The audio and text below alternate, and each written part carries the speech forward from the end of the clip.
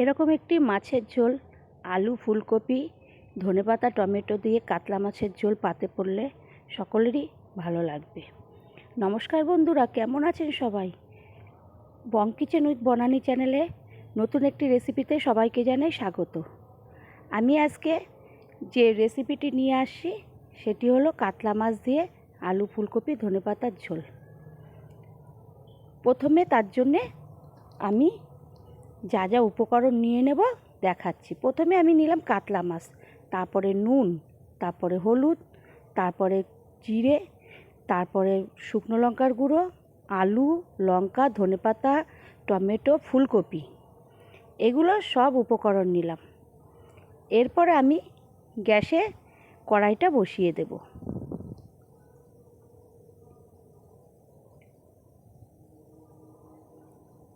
তারপরে আমি কি করব, কড়াইটা গরম হতে থাকবে, তখন আমি কড়াইতে তেল দিয়ে দেব।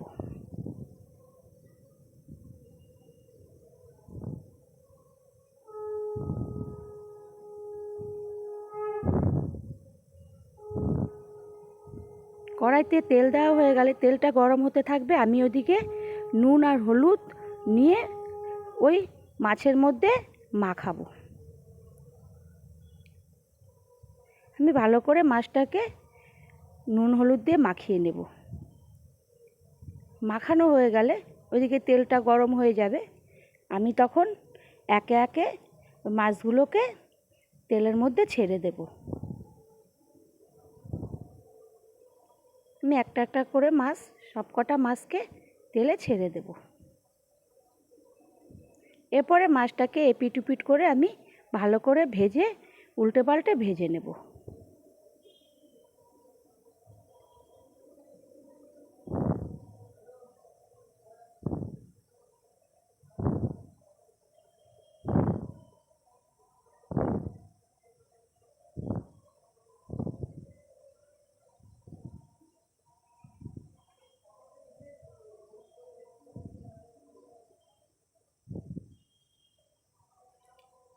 ভালো করে আমি মাছটাকে এপিট উপিট করে ভেজে নিয়ে আমি একে একে সবকটা মাছকে একটি পাত্রের মধ্যে তুলে নেব।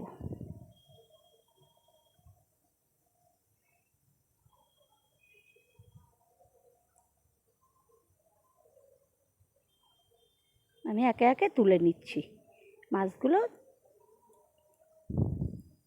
সব তুলে নেব।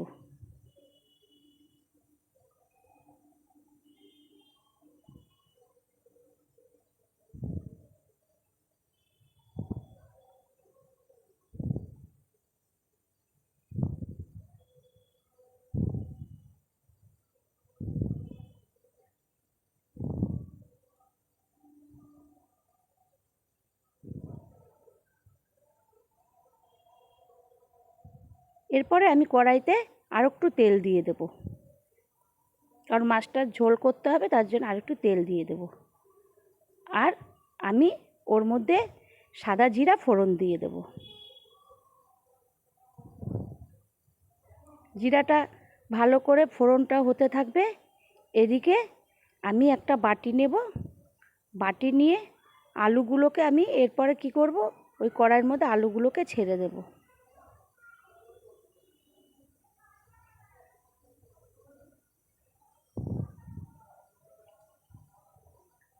এরপরে ওই তেলের সঙ্গে আলুগুলোকে ভালো করে ভেজে নেব।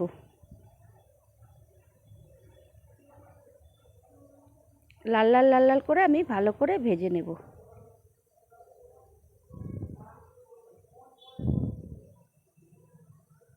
এরপরে আমি ওর মধ্যে ফুলকপিগুলোকে দিয়ে দেব।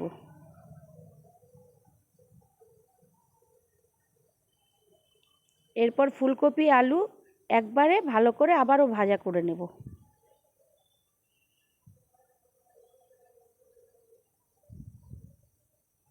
এদিকে ভাজাটা হতে থাকলে আমি একটা বাটির মধ্যে জল নিয়ে ওর মধ্যে জিরের গুঁড়ো, লঙ্কার গুঁড়ো, হলুদের গুঁড়ো একসঙ্গে পেস্ট করে একটা মিক্স করে ভালো করে একবারে তৈরি করে নেব, যাতে ভালো করে ওটা মিশে যাবে।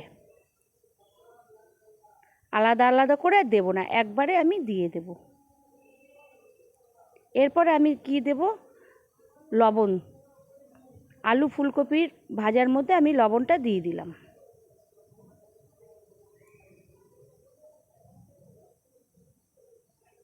এরপরে আমি দিয়ে দেব ওই যে পেস্টটা তৈরি করলাম, মিশ্রণটা, সেই মিশ্রণটা আমি দিয়ে দেব। দিয়ে এবার ভালো করে কষাতে থাকব। মশলার সঙ্গে আলু ফুলকপিগুলোকে ভালো করে কষিয়ে নেব যতক্ষণ না তেল ছাড়ে গা থেকে। ভালো করে আমি কষাতে থাকব।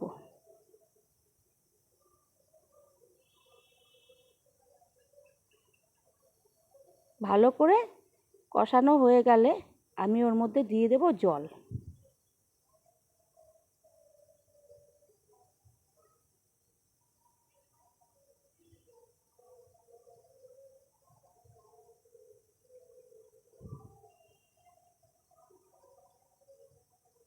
আমি জল দিয়ে দিলাম, তারপরে একটু টকবক করে ফোটার পরে আমি কি দিয়ে দিলাম, কাঁচা লঙ্কা যে চিড়ে রেখেছিলাম সেইগুলোকে আমি এখন দিয়ে দিলাম।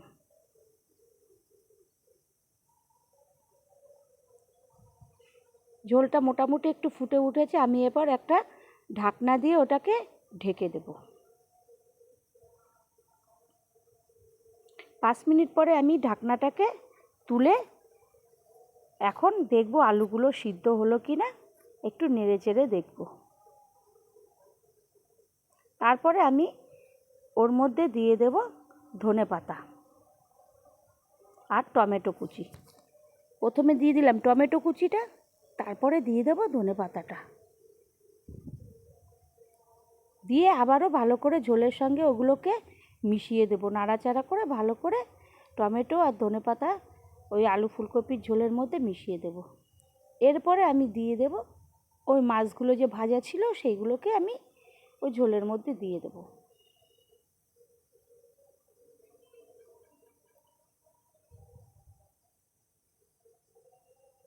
দিয়ে আমি ভালো করে নেড়ে চেড়ে একসঙ্গে মিশিয়ে দেব। এরপর আমি আবারও একটু ঢাকনা দিয়ে ঢেকে দেব। আর ওই যে লাল লঙ্কা ছিল সেইগুলোকে দিয়ে দেব। এরপর আমি আবারও ঢেকে দিলাম। এরপর দেখব মাছটা হয়ে গেছে। এরকম একটি মাছের রেসিপি কেমন লাগলো, ভালো লাগলে একটা লাইক করবেন, শেয়ার করবেন, পাশে থাকবেন, সাথে থাকবেন, সাবস্ক্রাইব করবেন। বাড়িতে বানিয়ে একবার এরকম করে খাবেন, খুবই ভালো লাগবে। আবারও দেখা হবে নতুন একটি রেসিপিতে। ধন্যবাদ।